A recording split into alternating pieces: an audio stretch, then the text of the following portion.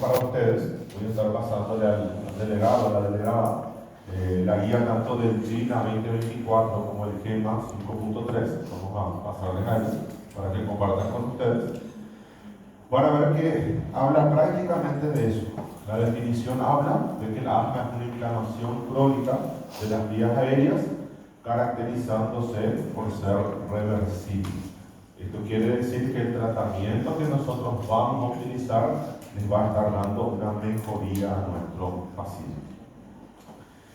Como es una inflamación crónica, chicos, el asma, nosotros tenemos que estudiar principalmente a los linfocitos. Pregunta para ustedes, dentro del asma, ¿cuál es el linfocito predominante? ¿El TCD4 o el TCD8? Entonces, cuando estudiemos asma, vamos a estar viendo que dentro del asma el predominante viene a ser el CD4. Entonces acá estaría el asma. Y cuando estudiemos EPOC, vamos a estudiar que el EPOC tiene un comportamiento diferente, tiene un grupo de células diferentes. Por eso, las que van a estar participando mayoritariamente vienen a ser las TCD8. Para poder entender toda la clase del día de hoy, es fundamental que ustedes entiendan esto, la fisiopatología de la enfermedad. Entonces, yo sé que ustedes ya tuvieron la materia de fisiopatología, va a ser prácticamente un repaso para ustedes, pero los alumnos que el día de hoy consigan entender bien o repasar bien lo relacionado a la fisiopatología, todo lo demás queda fácil. Todo lo demás queda muy, pero muy sencillo. Vendría a basarse todo relacionado a esto. La clasificación, el tratamiento, el manejo. Van a ver que es fundamental entender lo relacionado a la fisiopatología. Y comenzamos repasando un poquitito la fisiopatología. Primero recordándoles a ustedes, chicos, que el asma tiene una alta carga genética. Esto quiere decir que si mis padres, mi papá, mi mamá son asmáticos, entonces vamos a estar viendo que el hijo tiene una gran posibilidad también de tener asma. Entonces tiene una alta carga genética. Cuando hablamos de asma, chicos, me gustaría que ustedes se imaginen lo que estuvimos estudiando durante la semana pasada. Entonces imagínense ustedes lo que viene a ser el árbol traqueobronquial, y a nivel de este árbol traqueobronquial nosotros tenemos distintas barreras. La primera barrera que tenemos, la barrera física, representada por las células epiteliales. Y después de estas células epiteliales, la segunda línea de defensa que nosotros tenemos son células conocidas como células presentadoras de antígenos. Entonces vamos a estar viendo que los alérgenos, las sustancias que van a estar desencadenando estas crisis asmáticas, que van a estar desarrollando la patología en estos pacientes, necesitan ingresar a nuestras vías respiratorias. Tienen un primer contacto con las células epiteliales y posteriormente a esto, las células presentadoras de antígeno son las que van a estar tomando el control. Entonces, estas iniciales significan células presentadoras de antígeno.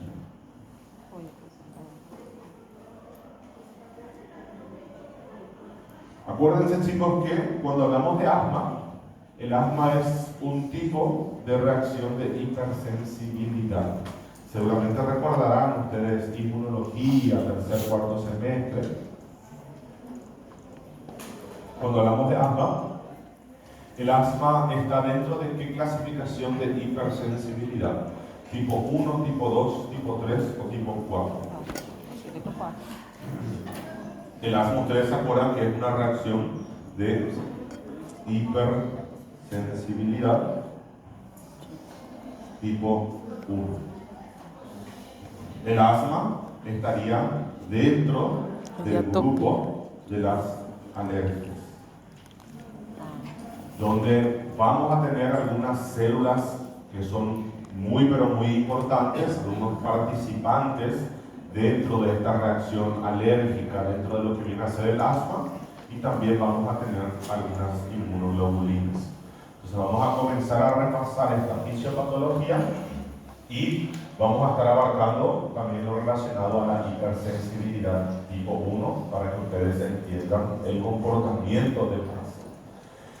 Entonces, chicos, me gustaría que ustedes se imaginen un paciente asmático, por ejemplo, un paciente asmático que es alérgico a los ácaros dermatofagoides, o que sea alérgico al polen, al pelo del gato. Entonces, imagínense que esa persona inhaló, aspiró lo que viene a ser esas partículas, esos alérgenos. Esos alérgenos llegan a la vía respiratoria, hacen contacto con las células epiteliales, y estas células epiteliales, a su vez, después de atravesar las células epiteliales, van a hacer contacto con las células presentadoras de antígeno, y estas células presentadoras de antígeno son las que inician una secuencia de pasos. ¿Por qué? Porque estas células presentadoras de antígeno son las que le van a estar enviando la información a nuestro linfocito TH, así como mencionamos ustedes anteriormente, el TCD4. Imagínense que esto es un linfocito TH, de Helper, TH.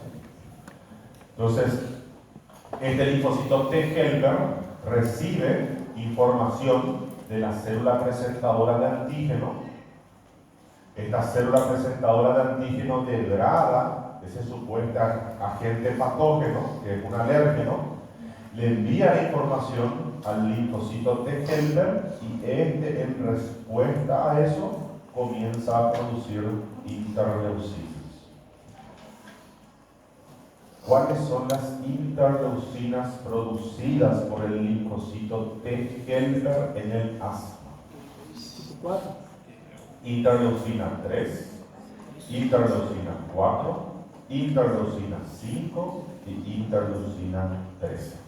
Entonces, ven ustedes, nuestro linfocito T helper comienza a producir distintas citocinas, distintas interleucinas.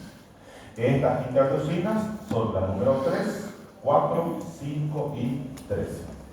Y por el momento me gustaría que ustedes resalten con un color diferente la interleucina 5, que vamos a estar entendiendo enseguida por qué le damos un cuidado especial, un trato especial a la interleucina 5. Estas interleucinas, como su nombre lo indica, interleucinas, entre leucocitos, vienen a ser mensajes, vienen a ser mecanismos de comunicación entre los leucocitos, entre las células blancas.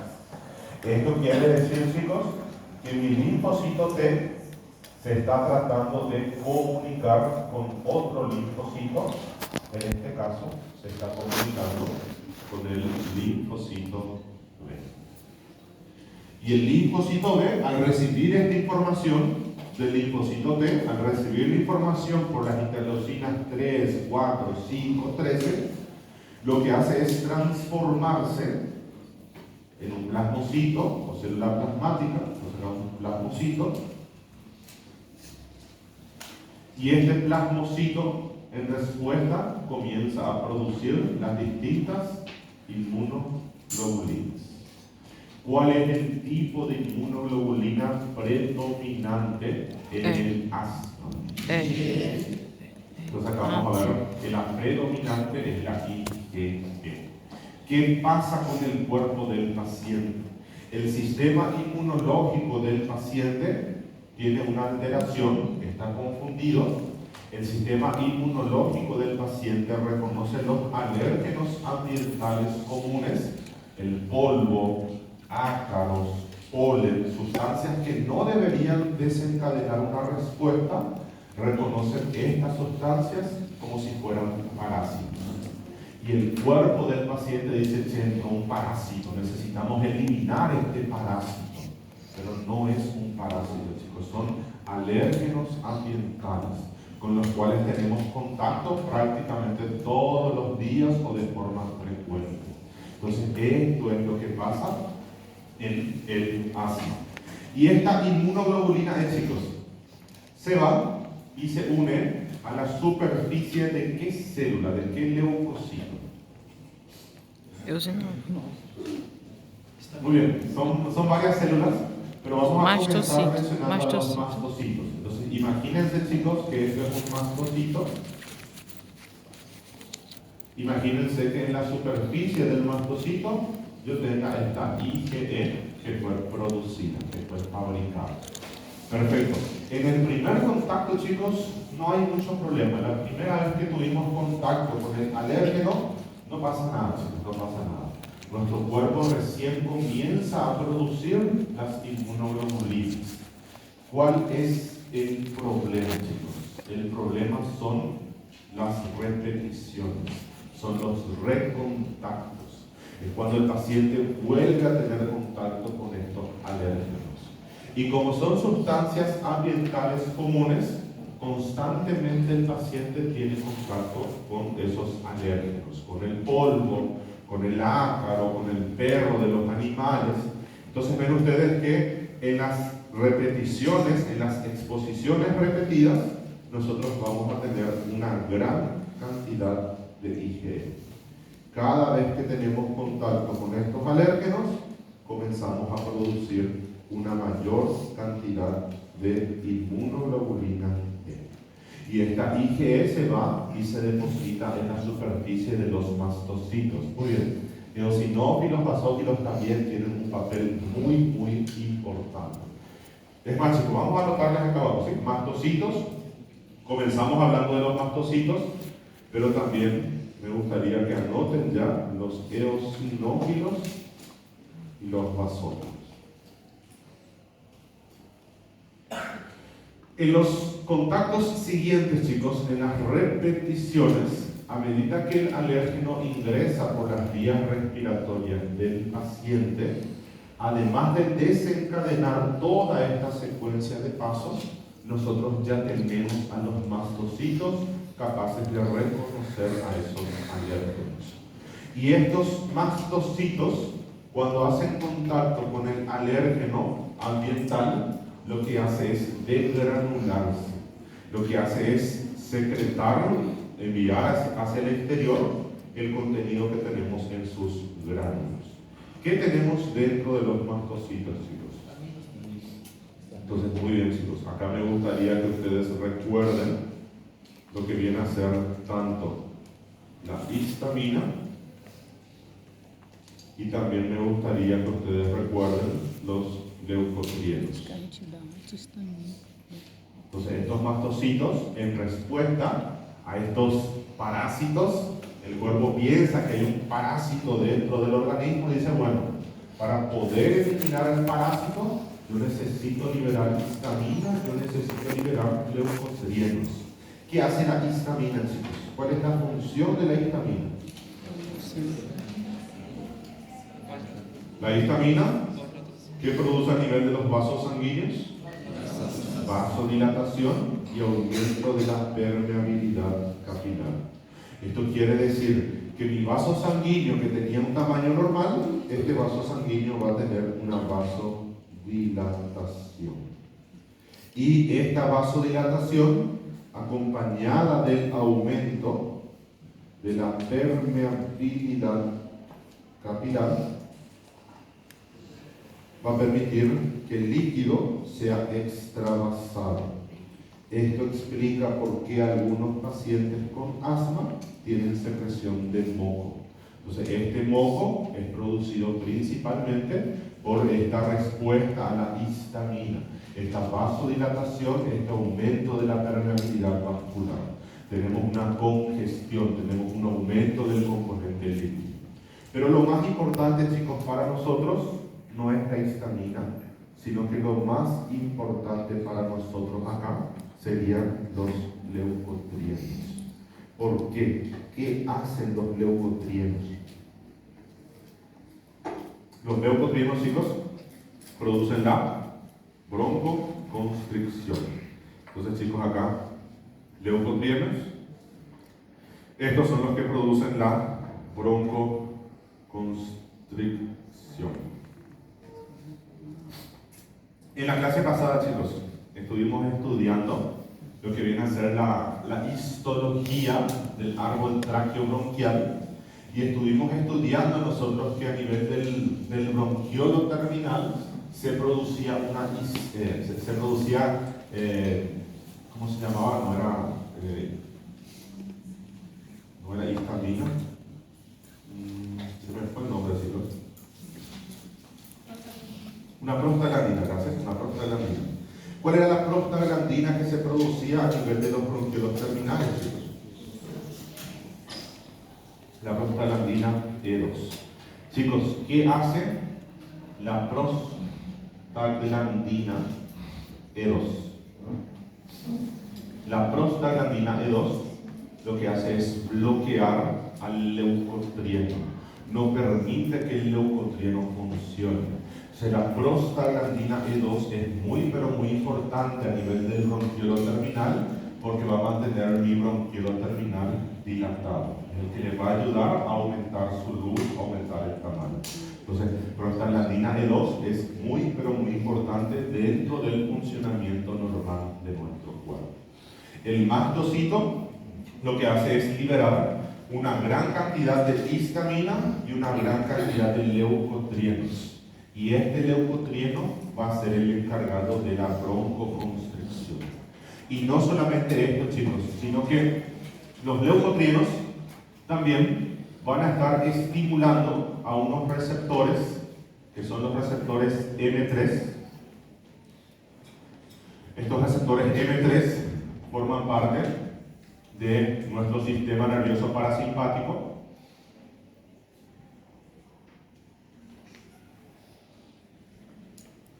Son los receptores muscarínicos 3, M3, y al estimular a estos receptores M3, el leucotrieno lo que hace es que estos receptores reaccionen con una mayor facilidad. Lo que hacen es disminuir el umbral necesario para que estos receptores se activen.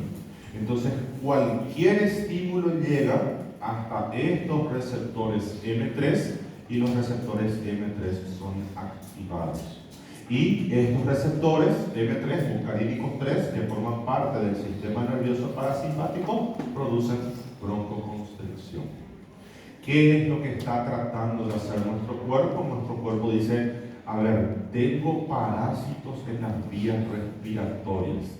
Voy a tratar de desencadenar el reflejo de la tos para poder expulsar a estos parásitos. Pero tenemos una alteración en el sistema inmunológico del paciente. No es un parásito, sino que son alérgenos ambientales comunes. Entonces, ven ustedes un poco lo relacionado a la fisiopatología del asma. Dentro del asma, dentro de la fisiopatología del asma, nosotros tenemos una triada. Sí. A prostaglandina E2, ela Sí. bloqueia o leucotrieno. Bloquea el leucotrieno. Sí. Entonces, en condiciones normales, nosotros necesitamos que nuestro bronquiolo terminal esté constantemente produciendo prostaglandina E2. El problema es que estos mastocitos liberan una gran cantidad de prostaglandinas. Entonces ahí ya no tenemos suficiente prostaglandina E2 como para poder bloquearlo. Y ahí es donde se produce la broncoconstricción. La prostaglandina E2 es muy, muy importante para el